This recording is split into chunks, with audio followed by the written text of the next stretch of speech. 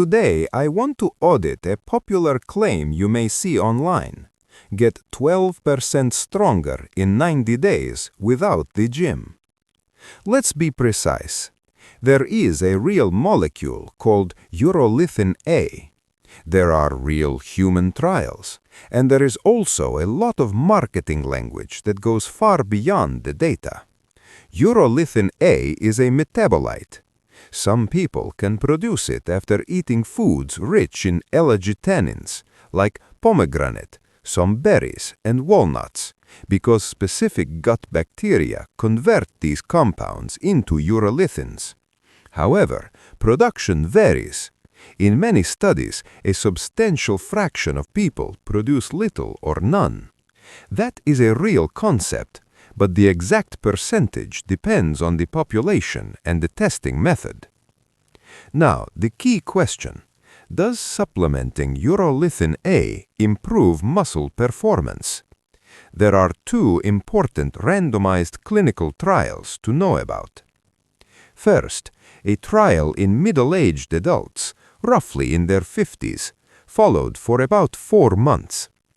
In that study, Urolithin A was associated with improvement in a specific leg strength measurement, hamstring torque, on the order of about 10%, depending on dose and metric.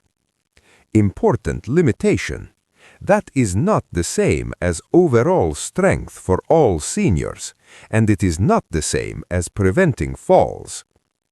Second, a trial in older adults aged 65 to 90 years, also about 4 months. In that study, Urolithin A improved muscle endurance on fatigue testing, how long a muscle can keep contracting, while the main walking outcome did not clearly beat placebo. This is where many videos go wrong. They mix up 4 different concepts: muscle strength, muscle endurance, daily function like chair stands and stair climbing, and fall risk. A supplement result in one domain does not automatically prove benefit in the others. Mechanistically, researchers are interested in mitophagy, how cells remove and recycle damaged mitochondria. Aging is associated with changes in mitochondrial quality control.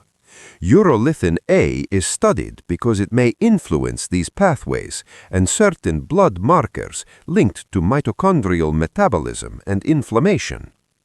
Mechanism is not the same as guaranteed clinical benefit.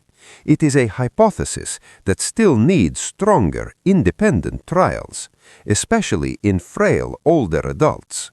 If we talk about what most geriatric and sarcopenia consensus groups agree on, the foundation remains resistance-based strength training adapted to your abilities, adequate calories and protein, balance work to prevent falls, and medical evaluation for reversible causes of weakness.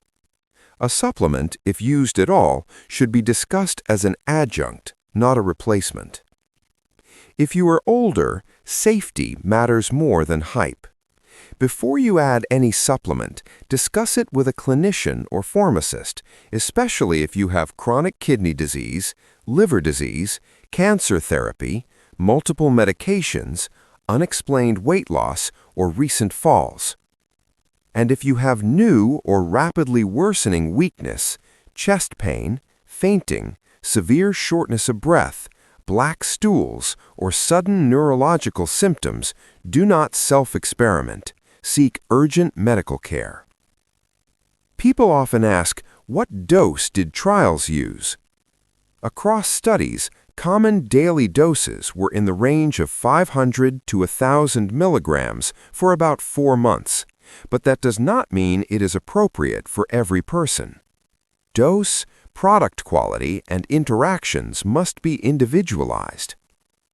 Also, be careful with absolute rules, like you must take it with fat.